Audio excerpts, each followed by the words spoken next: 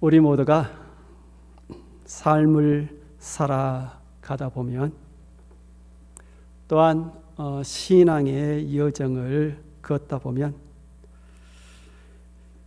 착한 일을 한다고 해서 모든 사람으로부터 칭찬받는 것은 아니다라는 것을 경험을 하게 되죠. 또한 목숨을 내놓고 헌신한다고 해서 모두가 감동하는 것도 아닌 것 같습니다. 오늘 본문을 보면 바울과 그의 선교팀이 이제 아시아주에서 마게도냐주로, 그 마게도냐주의 첫 번째 항구인 빌립보로 건너가서 이제 힘써 복음을 전했습니다. 빌립보에서 전도 활동을 한창 벌이고 있던 어느 날 사도 바울이 귀신에 사로잡혀 점을 치던 한 여종을 치유를 해주게 됩니다. 불쌍한 소녀를 귀신으로부터 해방을 시켜준 거죠. 그것은 선한 일이잖아요. 그렇잖아요. 잘한 일이잖아요. 칭찬받을 만한 일이잖아요. 하지만 그 선행을 모두가 다 기뻐했던 것만은 아니다라는 거죠. 그 일로 인하여 오히려 바울이 심한 곤란한 상황 속으로 빠져들었습니다. 그 상황은 바울이 갈라디아 지방에서 무시아 지방으로 밀리고 무시아에서 다시 해변 도시였던 드로아까지 밀렸을 때보다 더욱더 참담했지요. 귀신의 능력을 힘입은 그 여종은 신통한 주술가로서 주인들에게 많은 돈을 안겨주었습니다. 곧 한 여인을 여러 주인들이 소유를 했다라는 의미가 되겠죠. 그런데 그녀에게서 귀신이 쫓겨나가자 신통한 능력 역시도 함께 사라져버린 겁니다. 결과적으로 그 여종은 자신의 주인들에게 더 이상 돈을 벌어다 주지를 못하게 되었습니다. 그래서 화가 난 그 여종의 주인들이 빌립보에 있는 주민들을 회유해서 바울이 이상한 도를 전한다라고 중상모략을 하게 된 겁니다. 결국 바울과 실라는 억울한 누명을 뒤집어 쓰고서 무리로부터 돌팔매질을 당해서 거의 죽을 지경까지 이르게 됩니다. 더 나아가서 심한 매질을 받고 또한 살벌한 감옥으로 들어가게 됩니다. 그의 두 다리가 쇠사슬로 묶여 있었다 그러죠. 마치 바울과 실라가 무슨 엄청난 범죄라도 저지른 사람들인 것처럼 군사들을 밖에 배치를 해두었다고 그러죠. 이러고 볼 때 상황이 그보다 더 악할 수는 없지요. 그보다 더 바울과 실라가 밑으로 떨어질 수는 없을 것 같습니다. 선한 일을 했기에 오히려 되레 욕을 먹고 곤란한 상황 속으로 빠져들었는데 그것도 아주 극도로 열악한 상황으로 빠져든 겁니다. 우리가 좋은 일을 열심히 하고 억울하게 취급을 받으면 너무 억울하잖아요. 괜히 사서 고생하는 것 아닌가라는 생각을 하게 됩니다. 그런 일은 처음부터 하지 말았어야 하는데 라는 후회까지 밀려오죠. 혹시 여러분 만약 뭐뭐 했더라면 하는 증후군 if only syndrome 혹시 만약 뭐뭐 했더라면 이 증후군에 대해서 들어본 적이 있습니까? 예를 들어서 이러한 겁니다. 그때 내가 그곳에 가지 않았더라면, 그때 내가 그 일을 하지 않았더라면, 그때 그 사람을 내가 몰랐더라면, 그때 그 사람과 조금 더 일찍 헤어졌더라면. 그리고 신앙인들에게도 이게 이러한 질문으로 다가옵니다. 만약 하나님이 살아계시다면, 만약 그때 하나님께서 나를 지켜보았었더라면, 결국 우리의 질문이 자기 자신에게서 이제 하나님에게 그 원인을 이제 찾게 되는 거죠. 만약 그러했더라면. 그런데 이러한 증후군이 밀려올 때 믿는 자로서 저는 개인적으로 만약 뭐뭐 했더라면이 아니라 내가 참으로 믿는다면이라는 생각을 가지려고 노력을 합니다. 내가 지금 이 순간에 진실로 믿는 사람이라면,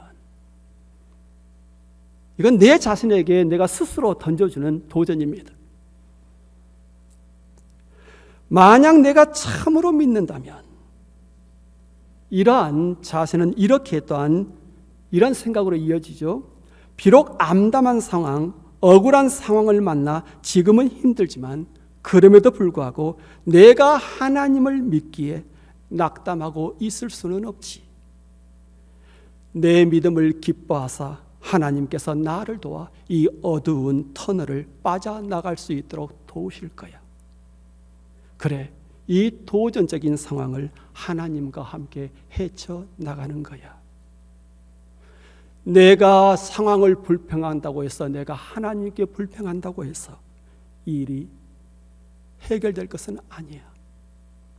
내가 하나님과 더불어 이 상황을 헤쳐나가야 해.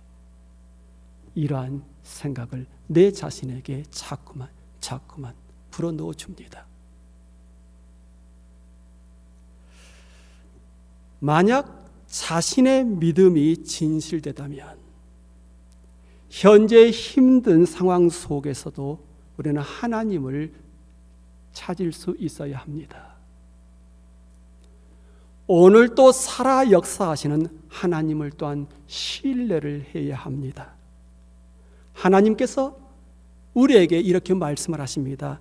나는 스스로 있는 자니라. I am who I am. 나는 스스로 있는 자니라. 어제도 오늘도 내일도 하나님은 한결같이 I am, 스스로 계신 자로서 계속 존재를 하십니다.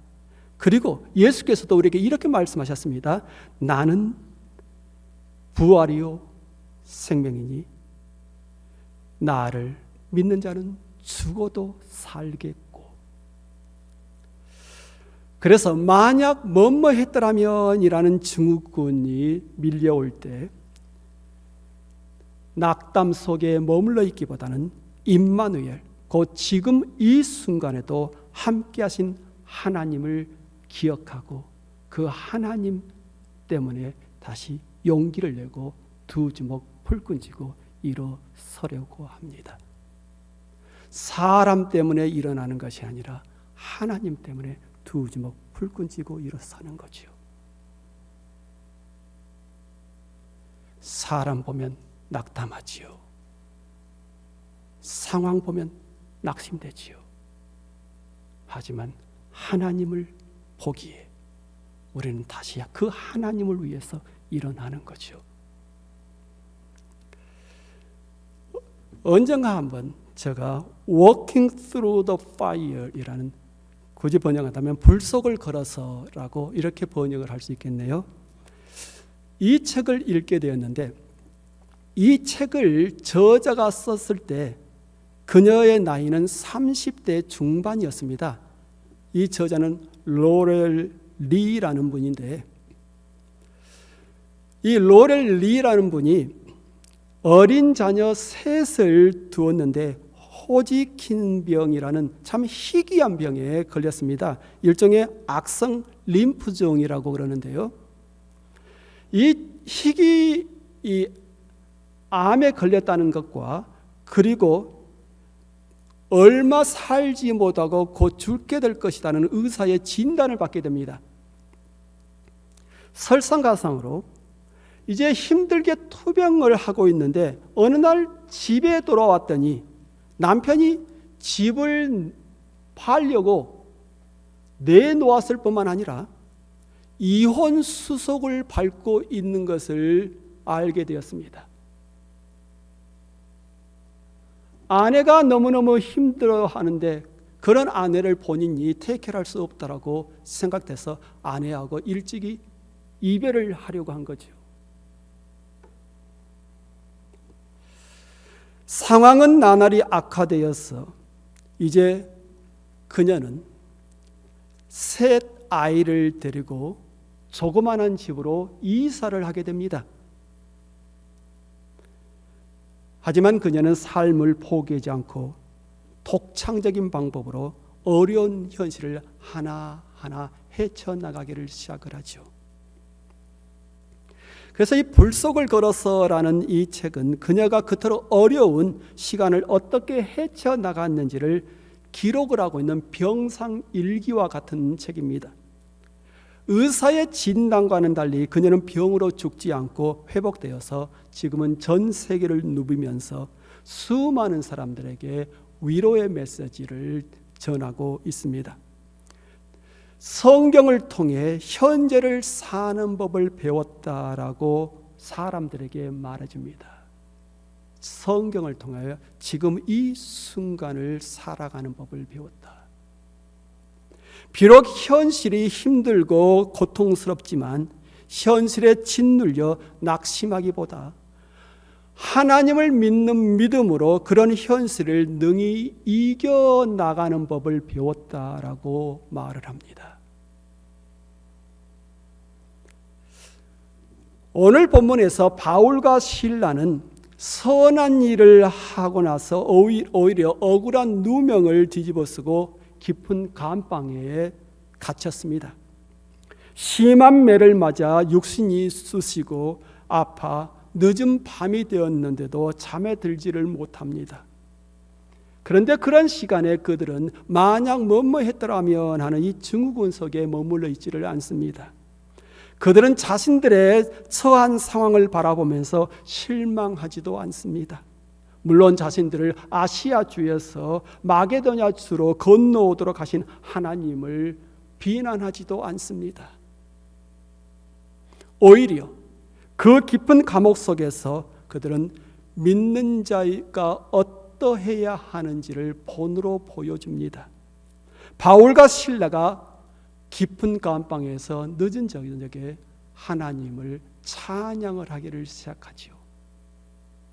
그리고 그들이 부르는 찬양, 다른 죄수들이 들을 수 있었습니다.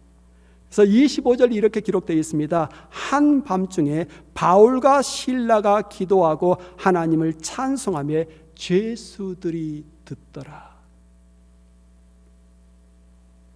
이 사실을 통해 배울 수 있는 교훈은 고통 가운데 부르는 찬송 속에 하나님을 향한 절대적 신뢰, 믿음이 담겨 있고 그 믿음을 누군가가 듣고 있다라는 겁니다. 우리가 어떠한 하나님을 믿고 있는지, 하나님에 대한 우리의 믿음이 어떠한지는 우리의 말이 아니라 어두운 환경 속에서, 길이 보이지는 않는 환경 속에서 우리가 어떤 기도를 하고 어떤 찬양을 하느냐가 다른 사람들이 우리로부터 어떠한 믿음의 고백을 듣느냐를 사실 결정을 짓는다는 거겠죠. 그리고 그러한 기도와 찬송 속에 담겨 있는 그 고백은 듣는 자들에게도 큰 감동으로 다가온다라는 겁니다. 더 나아가서 바울과 실라가 기도하며 찬양할 때 살아계신 하나님께서 응답을 하셨어요. 어떻게 응답을 하셨냐면 26절에 보면 이에 호련히 큰 지진이 나며 옥터가 움직이고 문이 곧 다 열리며 모든 사람의 매인 것이 다 벗어진지라. 감옥을 흔들어 놓으심으로써 하나님께서 자기 자신이 바울과 실라와 함께하고 계심을 보여주십니다.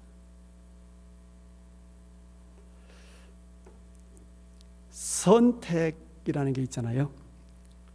그런데 우리의 삶은 선택의 연속인 것 같아요. 매 순간이 선택인 것 같아요. 깊은 감옥에서, 그것도 억울하게 지금 감옥에 떨어졌는데, 그 감옥에서 억울하다고 외칠 수도 있고 그곳에서 기도하고 찬송할 수도 있습니다. 우리에게 주어진 축복 중에 축복은 어떠한 상황에서도 선택할 수 있다라는 것이 아닌가 싶어요. 물론 어떤 선택을 하느냐에 따라 상황을 바라보는 시각과 그 상황에 대처하는 방법은 사뭇 다르게 나타나겠죠. 그 상황을 누가 만들었다 해도 그 상황을 바라보고 대처하는 나의 시각과 태도는 내가 결정하는 겁니다. 그렇지 않나요? 바울과 실라는 깊은 감옥에서 그들은 기도하고 찬송하기로 그들은 선택을 한 겁니다. 성도 여러분, 우리는 바울처럼 억울하게 감옥에 갇힐 때 어떠한 선택을 합니까? 그러한 순간에 찬양을 합니까? 아니면 억울하다고 하소연을 합니까? 만약 찬양을 한다면 어떤 찬양을 부릅니까? 그리고 그 찬양 소리는 감옥의 죄수들, 곧 우리 주변에 있는 사람들, 특별히 힘들어하고 있는 사람들, 길을 찾지를 못해서 방황하고 있는 사람들에게 어떠한 메시지로 들리는 겁니까? 무엇보다도 우리의 찬양을 하나님께서 들으시고 기뻐하실만 합니까? 저는 네, 그러합니다라고 자신 있게 우리 모두가 고백할 수 있으면 좋겠습니다. 바울과 실라가 감옥에서 찬송하고 있을 때 지진이 일어나 감옥의 터가 흔들렸습니다. 그리고 감옥 문이 열렸고 죄수들을 묶어두고 있던 쇠사슬이 그냥 풀려나갔습니다. 바로 이것이 바울과 실라가 감옥에서 기도하고 찬송할 때 일어났던 놀라운 일이죠. 이에 호련히 큰 지진이 나서 옥토가 움직이고 문이 곧 다 열리며 모든 사람의 매인 것이 다 벗어진지라. 한편으로 그날 저녁 잠을 자다 깜짝 놀라 일어난 간수가 벌어진 상황을 알아차리고 칼을 꺼내 스스로 자결을 하려고 했습니다. 열려있는 옥문들을 통해 죄수들이 모두 도망쳤을 것이라 이렇게 생각을 한 거죠. 그 자신의 본분을 다하지 못한 것 때문에 위로부터 문책이 내려올 것이 두려웠던 겁니다. 그래서 그러한 불명예를 뒤집어 쓰는 것보다 자신의 목숨을 스스로 끊으려고 했던 거죠. 간수가 자결을 하려고 하는데 감방 안에서 한 목소리가 급하게 들려왔습니다. 너의 몸을 상하게 하지 말라. 우리가 다 여기 있노라. 설마 감옥의 문이 다 열렸는데 죄수들이 도망치지 않고 모두 다 안에 있다는 말, 이걸 믿는다는 것이 사실 어려운 거잖아요. 그래서 그 소리를 듣고 놀란 간수가 등불을 가지고 급히 안으로 들어가 보았습니다. 그리고 정말로 감옥 안에 모든 죄수가 여전히 같은 자리에 머물러 있는 것을 발견을 합니다. 참으로 놀라운 일이죠. 지진 때문에 옥토가 움직이고 또한 옥문들이 열린 것보다 더욱더 놀라운 것은 감방 안에 있었던 거죠. 곧 죄수들이 단 한 명도 도망을 치지 않고 그 자리에 남아 있는 겁니다. 이것이야말로 기적 중의 기적인 거죠. 어떻게 그런 일이 일어났던 것인가? 사실 굉장히 중요한 질문입니다. 어떻게 죄수들이 모든 것이 문이 다 열렸는데 자기 자신들을 현재 올까매고 있는 쇠사슬이 다 풀렸는데 왜 한 사람도 자리를 떠나지 않고 그 자리에 남아 있었던 것인가?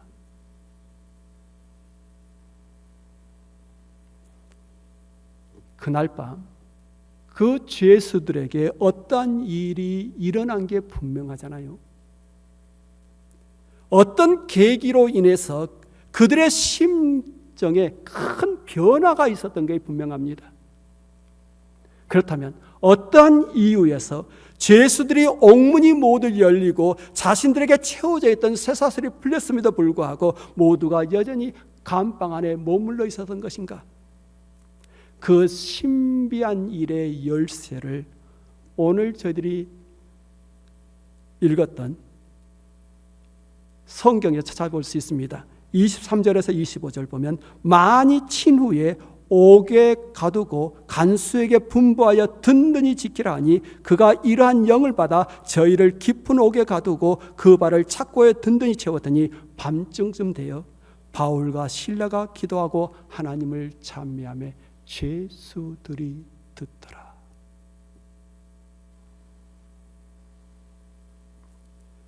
혹독한 매를 맞고서 깊은 감방에 갇혔지만 또한 두 발 모두 착고에 채워져 있었지만 바울과 실라가 그런 상황에서 기도하며 하나님을 찬송했고 그 찬송 소리를 감옥에 있던 모든 죄수들이 들었습니다. 도대체 이 사람들은 도대체 누구이기에 그렇게 매를 맞고 다 죽어가는 상황 속에서도 밤에 기도하고 찬송을 한단 말인가? 도대체 이 사람들이 무엇 때문에? 그리고 그들은 어렵지 않게 알게 되었습니다. 왜 갑자기 그런 큰 지진이 일어났는지, 왜 옥토가 움직였고 옥문들이 스스로 다 열렸는지, 왜 자신들을 묶고 있는 쇠사슬이 스스로 풀려나갔는지 그들은 모든 이유를 알고 있었습니다. 바울과 실라 때문에, 그들의 기도와 찬송 때문에 그러한 신비한 일들이 일어났다는 것을.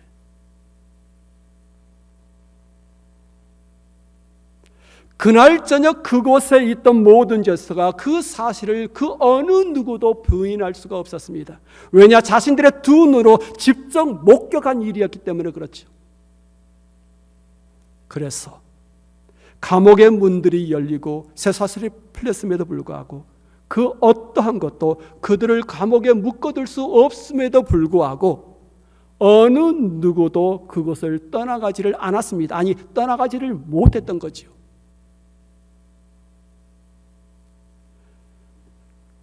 감방에서 들려온 목소리를 듣고서 등불을 들고 안으로 뛰어들어가 그 안을 살펴보았던 간수가 무서워 떨며 바울과 실라 앞에 부복을 했다 그럽니다. 부복했단 말은 무릎을 꿇었다라는 이야기죠.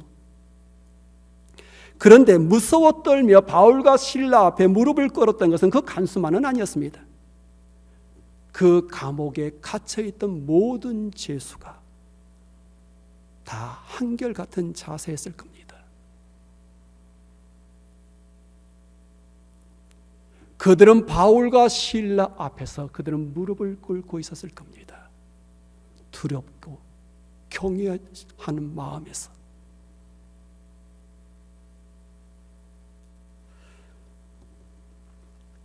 우리가 알고 있는, 또한 우리가 가지고 있는 수많은 시편, 그 시편들 거의 대부분은 저자들이 죽음의 계곡을 거닐 때 쓰여졌습니다. 신약 성경의 서신들 대부분 감옥에서 쓰였습니다. 철로 역정을 쓸 때 존 버녀는 감옥에 갇혀 있었습니다. 아브라함 링컨, 참혹한 가난 속에서 박애 정신을 배웠죠.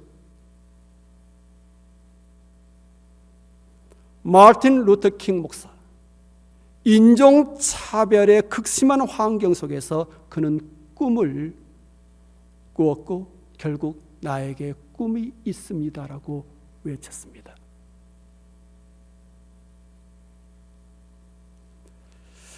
목회의 여정에서 나름대로 기도하면서 교회를 위해 하나님을 위해 최선을 다한다고 하지만 시시때때로 만약 뭐뭐 했더라면 하는 이 증후군이 밀려올 때가 사실 적지 않습니다.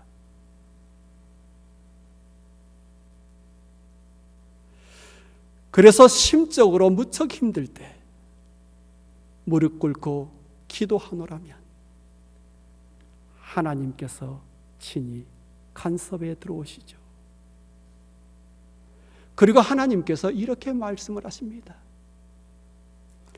너 자신에게 주어진 삶, 그것이 어떠한 조건이든 간에 살아계신 너의 하나님과 더불어 믿음 가운데 책임 있게 행동하라. 이러한 음성을 듣게 되면 제가 뭐라고 대답을 하겠습니까? 또한 제가 뭐라고 대답을 해야 하는 겁니까? 아멘. 그렇게 하겠습니다. 이렇게 대답을 해야지요.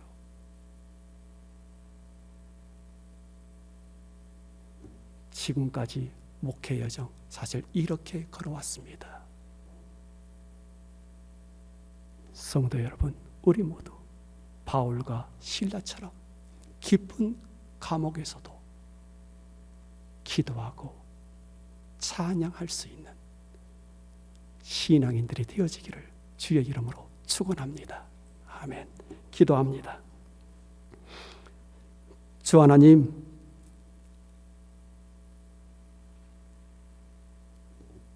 바울과 실라처럼 깊은 감옥 속에서도 길이 보이지 않는 상황 속에서도 너무나 억울하고 힘든 상황 속에서도 여전히 우리가 하나님을 신뢰하고 하나님께 기도하며 또한 하나님께 찬송하면서 하나님의 놀라우신 간섭하심을 우리의 삶 속에서 또한 신앙의 여정 속에서 경험하며 한 걸음 한 걸음 앞을 나아갈 수 있기를 원합니다. 그리고 깊은 감옥 속에서 우리가 올려드리는 기도와 찬송, 하나님만 들으신 것이 아니라 우리 주변에 있는 사람들이 듣고 그들에게도 우리의 기도와 찬송 속에 담겨있는 믿음의 고백이 전해질 수 있기를 원합니다. 주 예수 그리스도 이름으로 기도합니다. 아멘.